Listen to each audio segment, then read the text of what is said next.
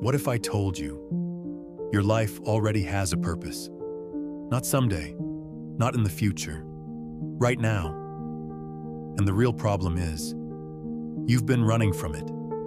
Not because you're weak, not because you're incapable, but because somewhere along the way, you were taught the wrong things. They told you to find yourself, to chase passion, to follow what feels good. So you listened, you searched, you tried things. You waited for clarity to just appear, but it never did, because no one warned you. Purpose doesn't feel good at first. It doesn't feel exciting. It doesn't feel clear. It feels like pressure, like confusion, like being trapped inside a maze you don't remember entering and don't know how to escape.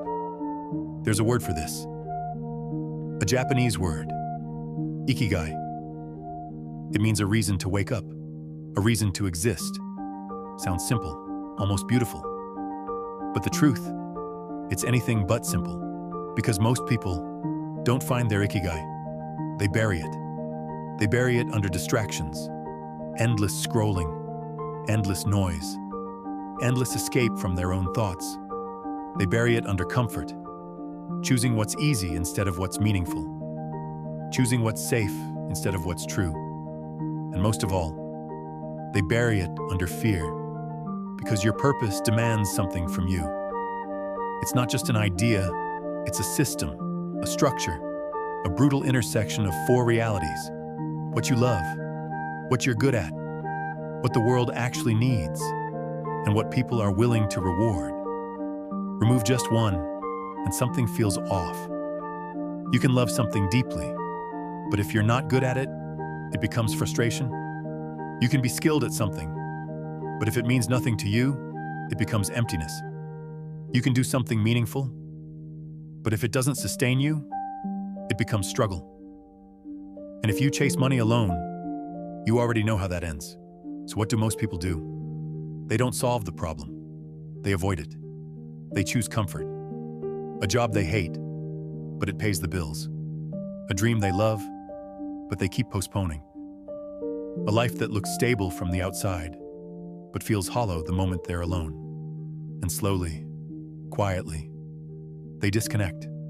Not from the world, from themselves. You see it in small ways. The loss of curiosity, the loss of energy, the quiet question that creeps in, is this really it? But they ignore it.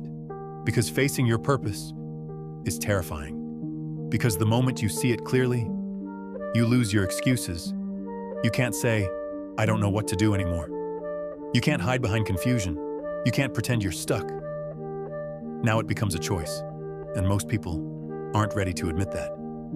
Because choosing your purpose means choosing difficulty. Your purpose doesn't shout. It doesn't beg for your attention. It whispers. In the things you can't ignore, the ideas that keep coming back, the patterns in your life you pretend not to notice. It shows up at night, when everything is quiet, when there's no noise left to distract you. That voice, the one that says, this isn't the life you're meant to live. That's it. That's your signal. And deep down, you already know. You know what pulls you. You know what excites you in a way nothing else does. You know what you're capable of. Even if you've never fully tried, and you know exactly where you're playing small, where you're hiding, where you're settling, but acting on it, that's where everything changes. That's where most people break. Because Ikigai isn't a dream. It's not some fantasy version of life where everything just works out. It's a responsibility. It demands discipline on the days you don't feel like showing up. It demands sacrifice when comfort is pulling you back. It demands consistency long after motivation disappears. And most of all, it demands transformation. It forces you to become someone you've been avoiding your entire life. Someone focused, someone relentless, someone honest with themselves. And that version of you, it's uncomfortable, because it requires letting go of who you've been. So the real question was never, what is my purpose?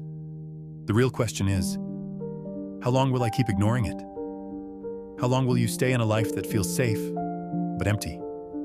How long will you delay what you already know you should be doing? Because time doesn't wait, and neither does regret. One day, you won't be searching for your purpose anymore. You'll be standing still, looking back at the chances you didn't take, the risks you avoided, the version of yourself you never allowed to exist. And in that moment, you won't feel lost.